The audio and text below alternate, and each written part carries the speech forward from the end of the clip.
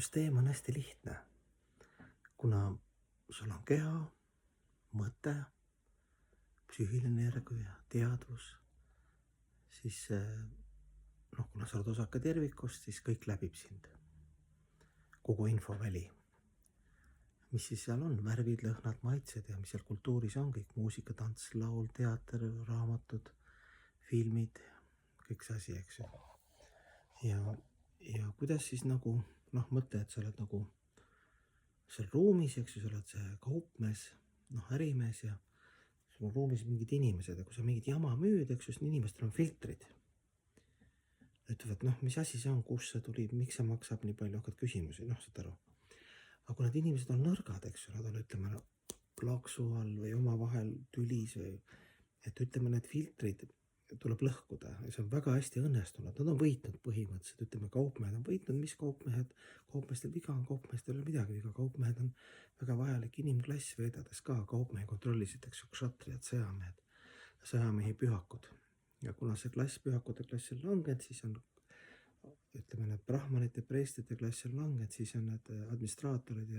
ja sõjamehed ja kõik need kšatriad, kes õigluse eest seisid, need on ka degradeerunud, on lihtsalt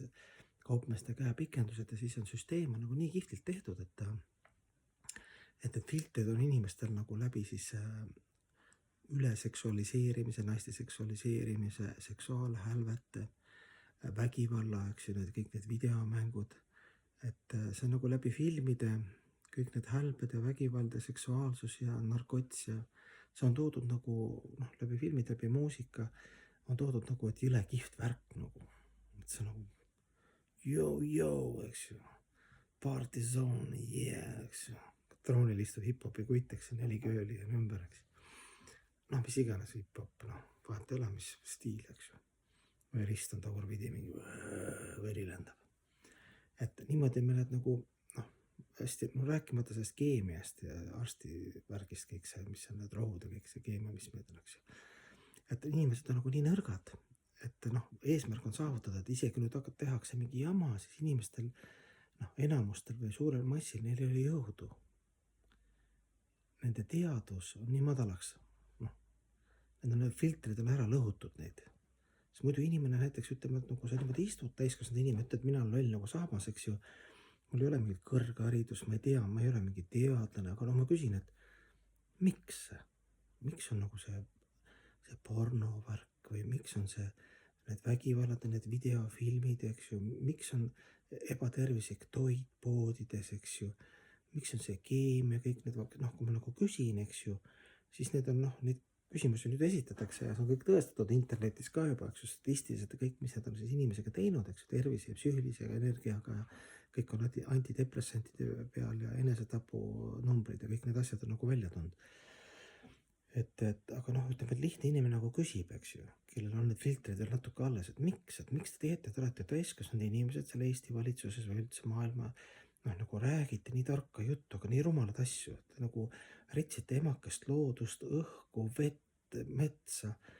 suured targad mehed, ütleme, et lihtne nagu loll töölisklass nagu mina küsin, et miks teete niimoodi nagu? Miks te niimoodi, selle loodusega teete või toiduga või see muusika, kultuurifilm, miks te nagu lasete selle nagu toimida nagu? Ütleme, lihtne inimene küsib, aga ütleme, kui sa väga kõva häälega hakkad küsima, siis sa kaod ära lihtsalt, tavaliselt, eks ju. Kes nagu väga aus ja kõva häälega hakkab nagu rääkima nii ja naa, siis pahatihti,